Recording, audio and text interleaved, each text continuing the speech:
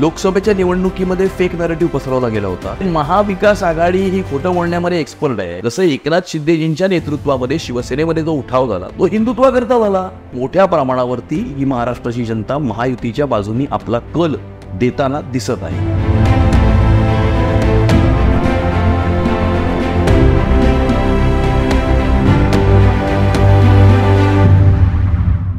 Andheri bestie मतदारसंघामधून आपल्या विरोधात काँग्रेसचे अशोक जाधव आहेत आणि शिवसेना फुटीनंतर ही पहिलीच विधानसभा निवडणूक आहे. तर काही समीकरणं बदलली आहेत का? म्हणजे तुम्ही दोनदा जिंकून आले आहात, काही बदलले का? ते गेल्या 10 वर्षामध्ये या मतदारसंघामध्ये आमदार म्हणून काम करत असताना विविध प्रकारची कामंही गेल्या 10 वर्षात केलेली आहेत. 58पेक्षा जास्त उद्यानांचा विकास झालेला आहे. 100पेक्षा जास्त शौचालयांना त्यांचं नूतनीकरण हे स्लम एरियाजमध्ये झालेलं आहे. Juhu beach cleaning, Juhu beach beautification, Gilbert Hill conservation, 400पेक्षा जास्त CCTV कॅमेराज, अशा विविध प्रकारची कामं. कोविडच्यामध्ये टेस्टिंग कॅम्प, वॅक्सिनेशन कॅम्प्स असतील आणि इंदिरानगर, नेहरूनगर, शिवाजीनगरच्या एअरपोर्ट ऑथॉरिटी ऑफ लँडवरती सर्वे असेल, बायोमेट्रिक सर्वे, रखडलेले SRAचे प्रकल्प कार्यान्वित करणे, अशी अनन्य प्रकारची कामं ही गेल्या 10 वर्षामध्ये पूर्ण केलेली आहेत. आणि त्यामुळे या मतदारसंघामध्ये अंधेरी पश्चिम विधानसभा क्षेत्रामध्ये तमाम जनता जी आहे ती महायुतीच्या बाजूनी आपले आशीर्वाद आणि आपला पाठिंबा देताना दिसत आहे. बरं, 2009मध्ये अशोक जाधव जिंकले होते आणि त्याच्यानंतर तुम्ही दोनदा सलग इथून जिंकून आले आहात. आत्ता काही म्हणजे चॅलेंजिंग वाटतंय का तुम्हाला की ह्याच्यामध्ये काही बदल करू शकतो? कारण लोकसभेमध्ये आपण पाहिलं की कुठेतरी महायुतीला एक वोट्स मिळाले पण थोडे फार कमी मिळाले, तर त्याचा कुठे इथे फरक पडेल? लोकसभेच्या निवडणुकीमध्ये फेक नॅरेटिव्ह पसरवला गेला होता. खोटं बोललं गेलं होतं. खोटं हे एकदाच बोलता येतं आणि मतं मिळवता येतात. पुन्हा पुन्हा तेच खोटं चालत नाही. आणि त्यामुळे आता जनताही सजग झालेली आहे, जनतेलाही कळलेलं आहे. आणि त्यामुळे मोठ्या प्रमाणावरती अखंड महाराष्ट्रामध्ये, संपूर्ण महाराष्ट्रामध्ये महायुतीच्या बाजूनी महाराष्ट्राची जनता झुकताना ही दिसत आहे. कारण गेल्या 10 वर्षापैकी 7.5 वर्षामध्ये महायुतीच्या सरकारने ज्या प्रकारचा विकास या महाराष्ट्रात केला, जलयुक्त शिवारची कामं असतील, समृद्धी एक्सप्रेसवे असेल, मुंबई शहराचा कायापालट करण्याचं काम महायुतीच्या माध्यमातून झालं, metro, coastal road, Atal Setu, CCTV cameras, त्याच्यामुळे मोठ्या प्रमाणावरती ही महाराष्ट्राची जनता महायुतीच्या बाजूनी आपला कल देताना दिसत आहे. समृद्धी हायवे म्हणाला तर त्याच्यावर बरेच आपण ॲक्सिडेंटसुद्धा बघितले. लोकांचं असं म्हणणं होतं की अजून थोडा काळ घेतला असता किंवा अजून इथे सुविधा दिल्या असत्या तर बरं झालं असतं. त्यावर काय सांगाल? ॲक्सिडेंट्स या काही इन्फ्रास्ट्रक्चर ग्लिचमुळे होत आहेत असं नाही आहे. काही प्रमाणावर ॲक्सिडेंट्स झाले असतील, ते स्पीडिंगमुळे झालेले होते.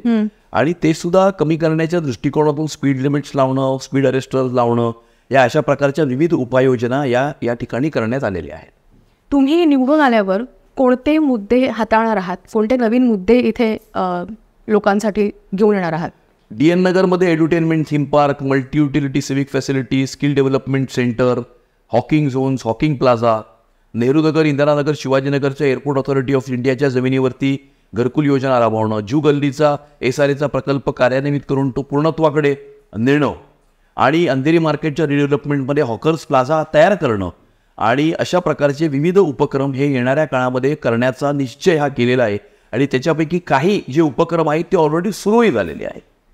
बरं, इथे मॉन्सून पावसाळ्यामध्ये आपण पाहतो की फार फ्लडिंगचा इश्यू आहे अंधेरी सबवेला. त्या संबंधात तुम्ही काहीतरी पावलं उचलणार आहात? अंधेरी सबवेच्या दृष्टिकोनातून SV रोडवरचं पाणी हे फ्लो होऊन अंधेरी सबवेकडे येतं. त्या संदर्भामध्ये SV रोडवर ऑलरेडी स्टॉप वॉटर ड्रेनचं ऑगमेंटेशनचं काम हे हाती घेण्यात आलेलं आहे. त्यामुळे SV रोडचं पाणी अंधेरी सबवेमध्ये न जाता ते डायरेक्ट मिलेनियर बिल्डिंगच्या तिकडच्या नाल्यामध्ये डिस्चार्ज होऊन तिकडनं निघावं, क्रमांक 1. क्रमांक 2, आम्ही मुंबई महानगरपालिकेला ईस्ट म्हणजे पूर्वेच्या बाजूला, सबवेच्या पूर्वेच्या बाजूला एक होल्डिंग पॉइंट करण्यासाठी विनंती केलेली आहे. 3, जो नाला K ईस्टमधनं फ्लो होऊन हा संपूर्ण सबवेकडे येतो त्या नाल्याचं ऑगमेंटेशन करून त्याच नाल्यामध्ये त्या ठिकाणी होल्डिंग पिट्स तयार करून ते पाणी तिथेच झिरपवण्याची व्यवस्था महानगरपालिकेने करावी. अशा प्रकारची व्यवस्था त्यांनी करावी, अशा प्रकारची विनंती ही महानगरपालिकेला करण्यात आलेली आहे. त्यामुळे या 3पैकी पहिला जो उपक्रम आहे तो ऑलरेडी सुरू झालेला आहे आणि येणाऱ्या आणि बाकीचे जे 2 उपक्रम आहेत ते येणाऱ्या काळामध्ये कार्यान्वित करण्यात येतील, जेणेकरून अंधेरी सबवेचं फ्लडिंग हे कमी करण्यात येईल. तरुणांसाठी तुमचे काही उपाययोजना आहेत का? तरुणांकरता आम्ही आंबोली, वीरा देसाई रोड येथे स्किल डेव्हलपमेंट सेंटरचा नारळ ऑलरेडी फोडलेला आहे. येत्या गुढीपाडव्याला ते स्किल डेव्हलपमेंट सेंटर तयार होईल. त्या स्किल डेव्हलपमेंट सेंटरमध्ये तरुणांकरता कस्टमर रिलेशनशिप मॅनेजमेंट असेल, महिलांकरता ब्युटिशियनचे कोर्सेस असतील आणि सेल्स ट्रेनिंग असेल, कॉम्प्युटर ट्रेनिंग असेल, अकाउंट्स टॅली पॅकेज ट्रेनिंग असेल, अशा विविध प्रकारचं ट्रेनिंग आणि स्किल डेव्हलपमेंट कोर्सेस हे त्या स्किल डेव्हलपमेंट सेंटरमधून चालवण्यात येतील. त्या लाडकी बहीण योजना आहे ती मतदारांना खुश करण्यासाठी आहे का? नाही, मतदारांना खुश करण्यासाठी आहे असं मी म्हणणार नाही. लाडकी बहीण योजना ही एक वेलफेअर स्कीम आहे. आपल्या माता भगिनींना ज्या एका सर्टन इन्कम लेवलच्या खाली आहेत त्यांना कुठेतरी आधार मिळावा, त्यांना कुठेतरी एक सपोर्ट मिळावा, त्यांना कुठेतरी एक आधार मिळावा, या दृष्टिकोनातून त्यांना हे वेलफेअर स्कीम देण्याचं काम हे महायुतीच्या सरकारच्या माध्यमातून झालेलं आहे. आणि त्या स्कीमला उत्स्फूर्त अशा प्रकारचा प्रतिसाद हा संपूर्ण महाराष्ट्रामध्ये हा लाभलेला आहे. आणि येणाऱ्या काळामध्ये सुद्धा 1500 रुपये महिन्याचे जे आहेत ते 2100 रुपये करण्याचा संकल्प हा महायुतीच्या माध्यमातूून करण्यात आलेला आहे. महाविकास आघाडीने सुद्धा आधी विरोध केला, पण पुन्हा तसंच काही आणलं त्यांनी सुद्धा. तर या संबंधित काय सांगा, जे 5 गॅरंटीज आहेत? महाविकास आघाडी ही खोटं बोलण्यामध्ये एक्सपर्ट आहे. 2004 मध्ये त्यांनी सांगितलं होतं की आम्ही मोफत वीज देऊ, आणि मग निवडून आल्यानंतर ती प्रिंटिंग मिस्टेक आहे असं सांगितलं. मी तुम्हाला अजून दुसरे 3 राज्यांचं पण उदाहरण देऊ शकतो ज्या ठिकाणी त्यांनी काही गोष्टी आपल्या वचननाम्यामध्ये प्रॉमिस केल्या होत्या, वचन केलं होतं आणि त्या फुलफिल केल्या नाही. त्याच्यानंतर त्यांनी त्याला पाठ दाखवली, स्वतः दिलेल्या वचनांना त्यांच्या जाहीरनाम्याला पाठ दाखवली. आणि त्यामुळे त्यांचा जो ट्रॅक रेकॉर्ड आहे ना तो फसवेगिरीचा ट्रॅक रेकॉर्ड आहे, ते जनतेला उल्लू बनवण्याचा ट्रॅक रेकॉर्ड आहे. आणि अशा प्रकारे अनेक ठिकाणी अनेक राज्यांमध्ये त्यांनी इव्हन महाराष्ट्रात 2004 मध्ये केलेलंच आहे. आणि त्यामुळे जनता सुजाण आहे, जनता सगळं जाणते. आणि आम्ही प्रॉमिस करत नाही आहोत ना, आम्ही ऑलरेडी दिले आहेत, आम्ही ही स्कीम राबवली आहे आणि याच्यानंतर सुद्धा मोठ्या प्रमाणावरती ही स्कीम सुरू राहणार आहे. बरं, त्यांनी सांगितलं की आम्ही 4000 देणार, तुम्ही म्हणताय म्हणजे महायुती म्हणते की ते 2100 देणार आहेत. या योजनांमुळे सरकारच्या महाराष्ट्राच्या फायनान्सचा जर काही दबाव नाही काय? महाराष्ट्र हे एक फार इंडस्ट्रियलाइज्ड आणि फायनान्शियल कॅपिटल असणारं राज्य आहे. आणि मोठ्या प्रमाणावरती महायुतीचं सरकार 2014 ते 2019 आणि 2022 ते 2024 असताना महाराष्ट्रामध्ये अनेक प्रकारचे उद्योग आणण्याचं काम झालेलं आहे. मोठ्या प्रमाणावर फॉरेन डायरेक्ट इन्व्हेस्टमेंटसुद्धा महाराष्ट्रामध्ये ही मोठ्या प्रमाणावर आलेली आहे. खास करून देवेंद्र फडणवीस मुख्यमंत्री असताना आणि त्याच्यानंतरच्या गेल्या 2 वर्षामध्ये एकनाथ शिंदेजी आणि देवेंद्र फडणवीस या जोडगोळीने आणि अजितदादांनी मिळून मोठ्या प्रमाणावर इन्व्हेस्टमेंट इंडस्ट्रीज या महाराष्ट्रात आणलेल्या आहे. त्याच्यामुळे महाराष्ट्राचा इन्कमचा स्तोत्र जो आहे, इन्कमचा सोर्स जो आहे तो वाढणार आहे. आणि महाराष्ट्राची इकॉनॉमी ही अगदी स्टेबल आहे. आणि त्यामुळे अशा सगळ्या वेलफेअर स्कीम्सला सामावून घेण्याची ताकद ही महाराष्ट्राच्या अर्थव्यवस्थेमध्ये आहे. तुम्हाला वाटते का की जातीचं राजकारण होत आहे? नाही, जातीचं राजकारण करण्याचा प्रयत्न हा महाविकास आघाडीने लोकसभेच्या निवडणुकीमध्ये जरूर केला होता. जातीमध्ये समाजामध्ये भांडणं लावून तेढ निर्माण करण्याचा प्रयत्न हा त्यांनी केला होता. परंतु जनता आता सुजाण झालेली आहे आणि पंतप्रधानांनी तर आव्हान केलेलंच आहे की एक है तो सेफ है. आणि त्यामुळे संपूर्ण अखंड महाराष्ट्राची जनता ही एक झालेली आहे आणि मोठ्या प्रमाणावरती महायुतीला आपला पाठिंबा आणि आशीर्वाद देताना दिसत आहे. हिंदुत्वाची व्याख्या काय आहे भाजपची? Hindutva is a way of life. Hindutva ही एक जीवन पद्धती आहे. या भूमीमध्ये जे मूळ जे लोक आहेत त्याच्यानंतर त्यांचं धर्मपरिवर्तन झालं असेल, पण हे सगळे या भूमीमध्ये असणारे, अखंड भारताच्या भूमीमध्ये असणारे सर्वच हिंदू आहेत असं आम्ही मानतो. आणि हिंदुत्व हा काही एक धर्म तर आहेच, परंतु हिंदुत्व एक जीवन पद्धती आहे, ती आपली प्रथा आहे, ती आपली परंपरा आहे, ती आपली धरोहर आहे. आणि त्यामुळे ते आपलं मूळ आहे. आणि हिंदुत्व ही आपली एक आयडेंटिटी आहे असं मी मानतो. मग ह्याच्यामध्ये कुठे असं हिंदू, मुस्लिम किंवा मायनॉरिटीज, आपण लोकसभेमध्ये बघितलं की मायनॉरिटीज आणि मुस्लिमांचा वोट्स नाही मिळाले लोकसभेला कुठेतरी, तर हे जे काय म्हणतात एक वे ऑफ थिंकिंग आहे ती कुठेतरी आड येऊ शकते का या इलेक्शन्समध्ये? नाही, आता मायनॉरिटीजलाही त्यावेळेला मायनॉरिटीज भावनेच्या आधारामध्ये जाऊन अशा प्रकारचं काही वेगळ्या प्रकारचं वोटिंग हे लोकसभेच्या निवडणुकीमध्ये झालं होतं. परंतु आता त्यांनाही कळलेलं आहे की गेल्या 60 वर्षामध्ये काँग्रेसच्या राज्यामध्ये त्यांना काय मिळालं, काँग्रेसनी त्यांना काय दिलं. काँग्रेसनी मायनॉरिटीजला वोट बँक म्हणून फक्त त्यांचा उपयोग करून घेतला, त्यांना काही दिलं नाही, त्यांचा उद्धार नाही केला, त्यांच्या समाजाला वर नाही आणलं, त्यांच्या समाजाची प्रगती, उन्नती आणि विकास नाही झाला, फक्त त्यांचा उपयोग हा करून घेतला.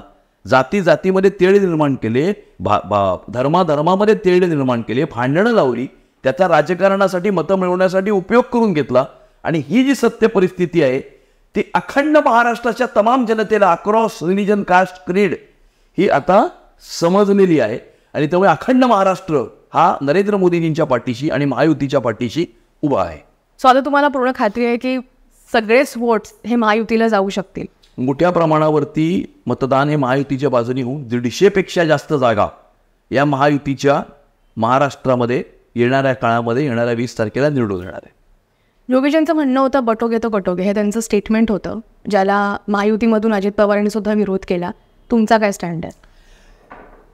महाविकास आघाडीने समाजामध्ये तीड निर्माण करण्याचा प्रयत्न केला, भांडणं लावली, धर्माधर्मामध्ये भावाभावांमध्ये भांडणं लावली आणि त्यामुळे आता भांडायचं नाही परंतु एक व्हायचं आणि डिवाइड नाही झालं पाहिजे, बटना नाही चाहिए, या भावनेतून योगीजींनी ही स्टेटमेंट केलेली आहे.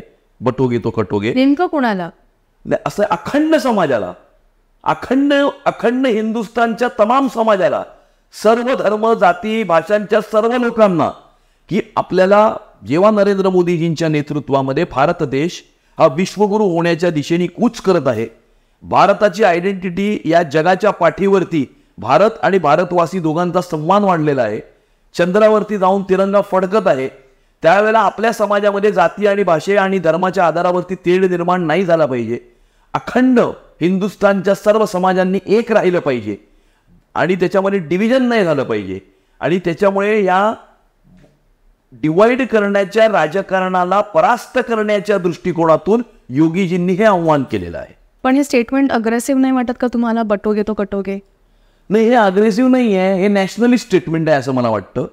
आणि ज्या काही देशविघातक शक्ती आहेत, ज्या काही अँटी नॅशनल एलिमेंट्स आहेत, ज्या अँटी सोशल एलिमेंट्स आहेत, ज्या काही आंतरराष्ट्रीय अशा शक्ती आहेत जे भाजपला नाही भारताला रोखण्याचा प्रयत्न करत आहेत आणि भारताला रोखण्याकरता भाजपला रोखावं लागेल, भाजपला रोखण्याकरता मोदीजींना रोखावं लागेल, या अशा सगळ्या शक्तींच्या विरुद्ध अखंड समाजाला एकजूट करण्याच्या दृष्टिकोनातून, अखंड समाजाला इन्स्पायर करण्याच्या दृष्टिकोनातून त्यांनी हे स्टेटमेंट केलेलं आहे. तुम्ही बेसिकली स्टँड करता या विधानाला? हो, जरूर स्टँड करतो, कारण अखंड हिंदुस्थानच्या समाजाला आणि अखंड हिंदुस्थानच्या समाजामध्ये एकता निर्माण करण्यासाठी त्यांनी हे आव्हान केलेलं आहे.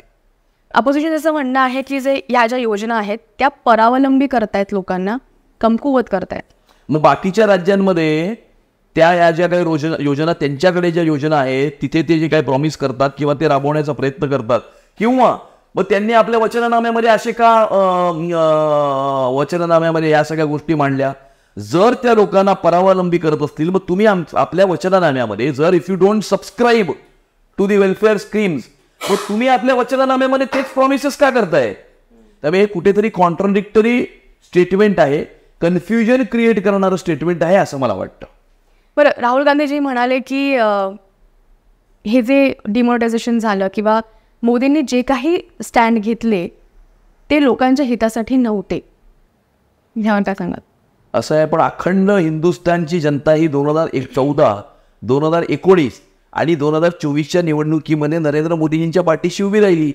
2014 सुद्धा एनडीएला 300 जागा आल्या, 2019 मध्ये एनडीएला 350 जागा आल्या आणि आता सुद्धा एनडीएला 294 किंवा 295 जागा आल्या. त्यामुळे ॲब्सोल्यूट मेजॉरिटी ही नरेंद्र मोदींच्या पाठीशी आहे आणि त्यामुळे लोकशाहीमध्ये ज्या नेत्याच्या पाठी, ज्या विचारधारेच्या पाठी किंवा ज्या पक्षाच्या पाठी किंवा ज्या अलायन्सच्या पाठी जास्तीत जास्त मतं पडतात त्याच्याच बाजूने जनतेचा कल असतो आणि त्यामुळे जनतेनेच त्यांच्या स्टेटमेंटला उत्तर दिलेलं आहे.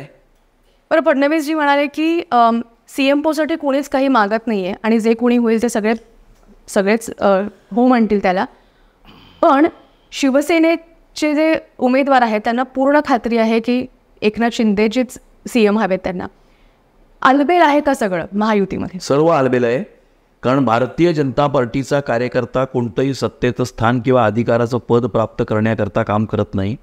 भारतीय जनता पार्टीचा कार्यकर्ता समाजामध्ये उभ्या असलेल्या शेवटच्या माणसाची सेवा करण्याकरता काम करतो, तो समाजाकरता काम करतो, तो राष्ट्राकरता काम करतो, कोणत्याही पदाकरता काम करत नाही. आणि त्यामुळे मुख्यमंत्री कोण होईल? महायुतीचा मुख्यमंत्री होईल, तो कोणी असू दे. मुख्यमंत्री कोण होईल हे महत्त्वाचं नाही, महायुतीचं सरकार, नरेंद्र मोदींच्या विचारांवर चालणारं सरकार हे विकास आणि प्रगती आणि समृद्धीच्या दिशेने सुखी समृद्ध समाधानी आणि सुरक्षित महाराष्ट्र निर्माण करणारं सरकार हे महाराष्ट्रामध्ये आणणं हे महत्वाचं आहे. या विधानसभेमध्ये मनसे महायुतीबरोबर नाही आहे, पण काही ठिकाणी त्यांनी पाठिंबा दिला आहे.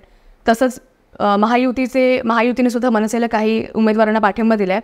तर या समीकरणाचा महायुतीला कितपत फायदा होणार आहे? महाराष्ट्र नवनिर्माण सेना हा एक वेगळा पक्ष आहे आणि त्या पक्षांनी आपल्या ताकदीनुसार आपल्या जनाधारानुसार वेगवेगळ्या मतदारसंघामध्ये आपले उमेदवार कुठे दिले पाहिजेत, कुठे नाही दिले पाहिजेत, या दृष्टिकोनातून आदरणीय राजसाहेब ठाकरेंनी निर्णय घेतलेला आहे. आणि त्यामुळे प्रत्येक पक्षाला अधिकार असतो की कोणत्या जागा लढवायच्या, कोणत्या जागा नाही लढवायच्या. तसं बघायला गेलं तर काँग्रेससुद्धा 288 जागा लढवत नाही आहे, किंवा दोन्ही राष्ट्रवादी लढवत नाही आहेत, किंवा शिवसेनाही लढवत नाही आहे, किंवा उभाटा गटही लढवत नाही आहे, किंवा for that matter Bharatiya Janata party लढवत नाही आहे. भारतीय जनता पार्टी 150 जागाच्या आसपास लढते आहे. त्यामुळे ते 135 जागा लढत आहेत. तर प्रत्येक पक्ष किती जागा लढल्या पाहिजे याचा निर्णय करत असतो. तसा निर्णय त्यांनी केलेला आहे. नाही, त्यांच्या पाठिंब्यामुळे बीजेपीला फायदा होतो का, महायुतीला फायदा होतोय का? बघा, वेगवेगळ्या मतदारसंघामध्ये वेगवेगळ्या प्रकारची समीकरणं असतात आणि ज्या मतदारसंघामध्ये त्यांची ताकद आहे त्या मतदारसंघामध्ये उमेदवार देऊन त्यांनी आपले आमदार आणि आपले विधानसभेमधली स्ट्रेंथ ही वाढवण्याच्या दृष्टिकोनातून ते काम करत आहेत. त्यामुळे कोणामुळे फायदा हा प्रश्न, मग समजा एखाद्या ठिकाणी भाजप लढत नसेल मग समोरच्याला फायदा होणार का, किंवा एखाद्या ठिकाणी शिवसेना लढत नसेल तर मग समोरच्याला फायदा, असं काही समीकरण नसतं. कोणामुळे कोणाला फायदा होतो असं समीकरण नसतं. प्रत्येक पक्ष आपल्या जनाधारानुसार आपल्या ताकदीनुसार मतदारसंघ निवडून त्या मतदारसंघामध्ये उमेदवार उभा करून निवडून आणण्याचा प्रयत्न करत असतो. तसं तेही करतायत, जसं बाकीचे 6 पक्षही करतायत आणि तेही करतायत. त्यामुळे 7ही पक्ष आपापले उमेदवार मतदारसंघ निवडून उभे करत आहेत आणि निवडून आणण्याचा प्रयत्न करत आहेत. कोणामुळे फायदा काय वगैरे हे मतदारसंघा सेंट्रिक असतं. प्रत्येक मतदारसंघाचे डायनॅमिक्स हे वेगळे असतात. बरोबर, तेच कारण शिवडीमध्ये भाजप नांदगावकरांना सपोर्ट करतायत आणि बऱ्याच काही ठिकाणी मनसेने सुद्धा आपला उमेदवार नाही उतरवलाय, सो दॅट महायुतीला मदत होईल. या समीकरणाबद्दल बोलते मी. शिवडीमध्ये महाराष्ट्र नवनिर्माण सेनेची ताकद आहे, त्यांचा आमदार त्या ठिकाणी राहिलेला आहे. भारतीय जनता पार्टीची ताकद त्या ठिकाणी तेवढी नाही आहे. येणाऱ्या काळामध्ये होईल, भविष्यामध्ये ज्यावेळेला होईल त्यावेळेला निवडणूक मिळू. पण आज जो एक चांगला उमेदवार तिकडे आहे, जो आधी आमदार म्हणून राहिलेला आहे, मंत्री आहेत राहिलेले आहेत ते महाराष्ट्रामध्ये, आणि तिकडच्या जनतेचा सुद्धा मोठ्या प्रमाणावरती पाठिंबा त्यांना आहे.